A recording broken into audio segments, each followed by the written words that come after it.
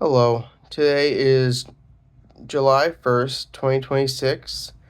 I will be doing a presentation on my thesis paper, The Biblical Take on Stem Cell Research or Stem Cell Medicine, for Summit University, the class of Biblical Ethics by Dr. Jeffrey Van. For a brief summary of why I have written this paper will be that there is a new medical technology that has been in the development as of recent times called stem cells, or stem cell medicine, or stem cell research. And the problem with this research is that there are multiple ethical issues involving the harvesting of stem cells, and quite frankly, because of the conflict, there is also a conflict between God and man. And I'm here to address how there might be an issue between God and man, and what we can do with some of the research we already have that can keep us from having a conflict between us and God. So to start out, we have a new technology called stem cells that is being used within modern age medicine. This technology has allowed us to help repair spinal cord injuries, muscular dystrophy. Where treatments have been done for bone marrow replacement or used for muscular reconstruction,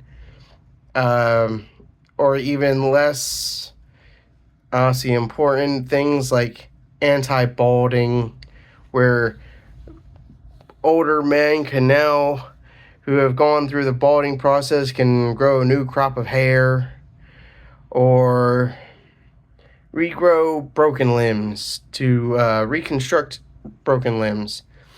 And quite frankly, because you can regrow in small quantities bones, you could also do bone stretching, which to some people might seem, how do I say, profitable, I guess, beneficial in helping you grow a little taller. Maybe you want a couple of inches to be a little taller. You want to be a 6-foot man all of a sudden now. You were 5'11", and now you want that little extra inch to be a 6-foot tall man. Stem cells can do it. And the basis of it is that stem cells are a programmable human cell. And the benefits are, quite frankly, quite miraculous with its diverse usages. The stem cells, though, are harvested in a number of common ways. And I'm going to start with two of the most ethical ways, and then I'm going to highlight two of the ways that brings major concern to me as a Christian, and having to answer ethical questions of why I've done certain things before God as a judge. Now, the two that I'm going to bring into view will be what is called iPSC, or induced pluripotent stem cells, where this is collected by voluntary adults who generate a very limited number of stem cells, but they are stem cells that are only used for specific purposes. And these stem cells can be used, as I said, for very specific purposes, like the reconstruction of bones, reconstruction of muscles, or something like that. You have to harvest these stem cells specifically for a specific purpose. And you would harvest them for their specific purpose from the specific area for their purpose. Like someone needing bone marrow, you'd harvest the stem cells that would be used to regrow bone marrow, for example. The other ethical way of harvesting stem cells is far more useful in practice than iPSCs is postpartum or post-birth stem cells, where these are stem cells that are harvested from the placenta, and the umbilical cord and umbilical cord blood. These stem cells are highly,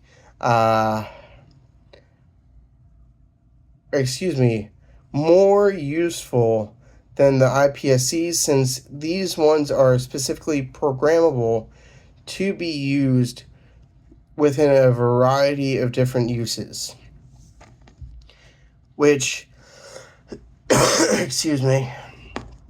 brings me to where things begin to get unethical, because this is the state where the stem cells are the most useful to medical professionals. The stem cells coming from birth, pre-birth, or post-birth stem cells, quite frankly, have the highest programmable capabilities than that of the iPSCs, where they have to be used within a specific purpose. These ones can be programmed to be used in pretty much any application. The specifics are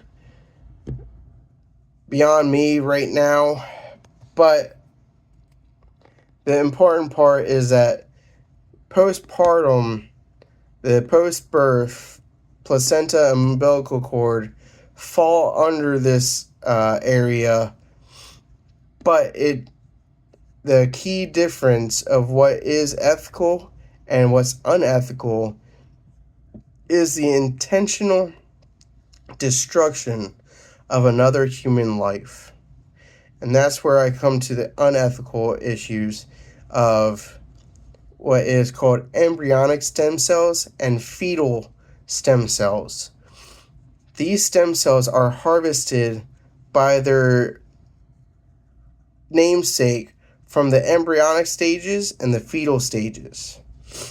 Now, in case you are very limited in knowledge of biology like I am, I had to look up what this meant. Is that these come from when a child is in the fetal stage or the embryonic stage, and they must be a living child in order to harvest the stem cells during those stages. So this means that you are intentionally harvesting stem cells from children during these stages of development. And sadly, that requires the destruction of that child in the stages of development at that time. So fetal and embryonic stem cells will require the destruction of an embryo or the destruction of a fetus, both of which are the destruction of a human life. Because as a Christian, or really anyone, God is the one who dictates what is a living life. And he has dictated that life begins at conception. Life starts when the sperm and the egg meet and they start becoming an embryo, or as the modern people of utilitarianism like to say, the beginning clump of cells. That beginning clump of cells is life. And the one who created that life defines that it is life. And that is where the conflict between man and God begins.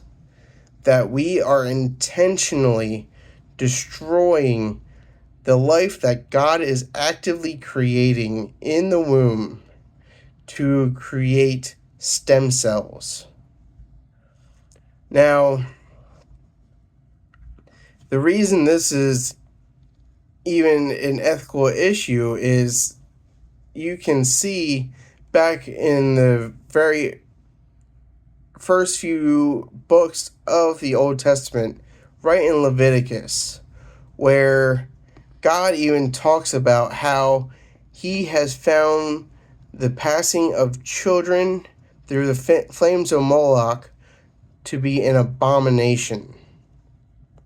And it says in Leviticus 18-21, "You shall not give any of your children to offer them to Moloch, and so profane the name of your God.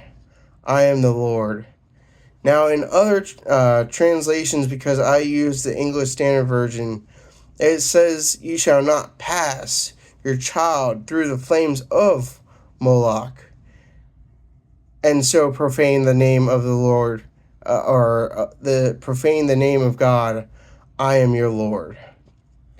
Now, you may be thinking to yourself, well, we're not passing our children through the flames of Moloch. I mean, that's not even the same thing. Well, sure, at surface level, that may be true, but once you start to dig in a little bit more, well, what does passing your child through the flame of Moloch even mean? That practice was a child sacrifice where the outcome was supposed to be a blessing from Moloch to have better reproductive health, to have better agricultural income. So the next harvest is going to be plentiful, be bountiful, have extra amounts of grain that can be harvested, and ultimately that grain is finances too. So that's not just food, that's your income. You can sell and trade that for meat or other uses. And the other thing that you could exchange your child for, because that's what you're doing, is also for livestock prosperity. So you're sacrificing your children for financial gain and to have better reproductive health, which, if you go by those logics, the more reproductive health you have, the more children you can sacrifice to Moloch, the more money you can get. I mean, it's a vicious cycle. But at the same time, the logic is kind of backwards, since you're destroying one life to try and gain another life. But that's besides the point. The practice of destroying one life for financial income is quite similar to the destruction of a human life. Instead of for financial income, it's for medical benefits. So when you stop and think about that single passage, you shall not give any of your children to offer them to Moloch, and so profane the name of your God. I am the Lord. From Leviticus 18:21. You are not supposed to exchange your children for financial benefits, because that is a profanity to God. That is blasphemy to God. That when you destroy a human life for financial gain, or in this case, medical gain, which ultimately will be a financial gain, maybe not for you, but for the medical professional it is, you commit blasphemy against God. And that is because God does recognize that embryo, that fetus, that clump of cells as a human life. And as it says in the Psalms, that I am wonderfully made, that He knit me in my mother's womb. He put us together. He breathed life into us. He knew us before we ever knew Him. So the comparison to passing a child through the flames of Moloch is the same as harvesting stem cells from a fetus or from an embryo. God sees them as the same. They are the same. You are no longer sacrificing to the god of Moloch either. You are sacrificing to the god of self, the god of me, of Joseph Regions, or whoever is on the other side of this camera, which should be Dr. Jeffrey Van. That when you see this, that you are sacrificing the children instead of the god of Moloch to the god of self. So, yes, it may not seem at first like the same issue at play here, but it is. You're looking for a benefit from this sacrifice. And that is the part that makes all of this evil. You get benefits from it, be it you get healed of burn wounds, where you're no longer able to create your own stem cells, where your cells are so stretched out, your body's ability to heal itself is so stretched out, it can't do it by itself. It needs stem cells to help with the recovery. Stem cells are an alternative. And the thing that has to happen for the Christian is the distinguishment between the iPSCs and postpartum stem cells versus the embryonic stem cells and the fetal stem cells, which cause the destruction of human life.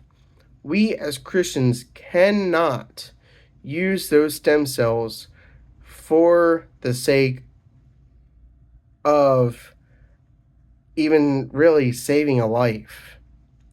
Because what is one life versus another life? You murdered one life to save another. It may seem good on the surface, but you become complicit with murder once you realize exactly what is going on here. That when you do these things, you are blaspheming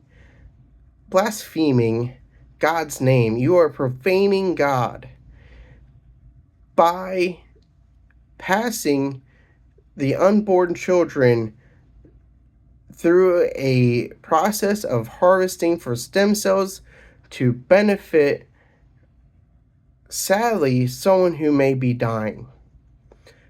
But there are alternatives that do not require child sacrifice.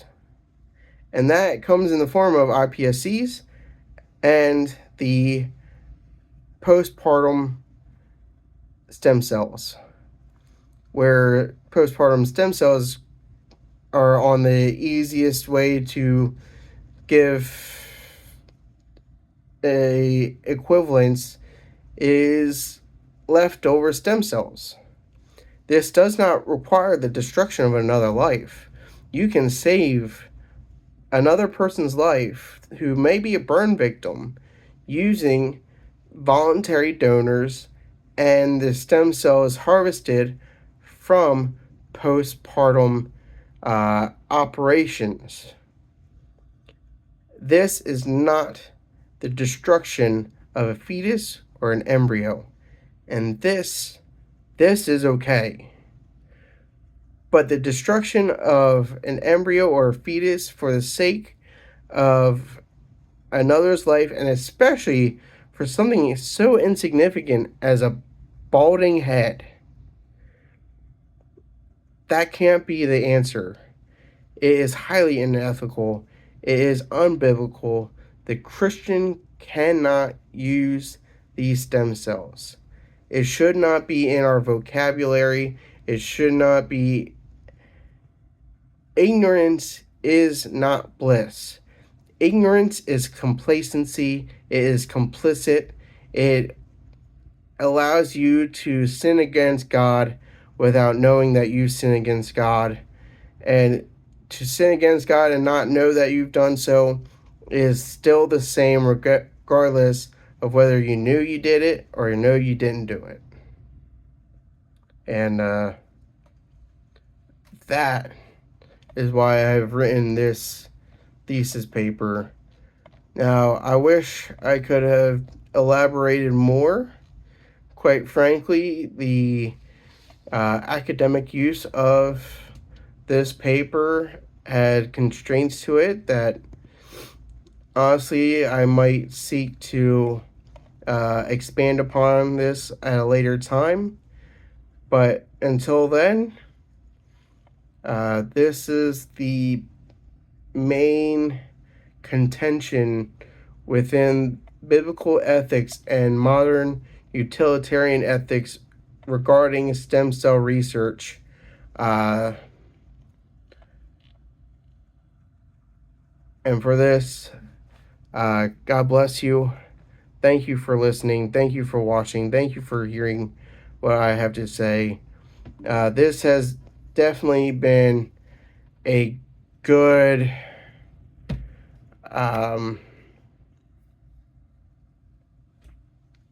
way to get into critically thinking about modern topics in regards to biblical ethics, in regards to biblical teaching, and how to live a life that is fulfilling to the Father, to Christ, to Jesus, to the Holy Spirit, to live with them and not against them. Thank you for your time, and God bless you.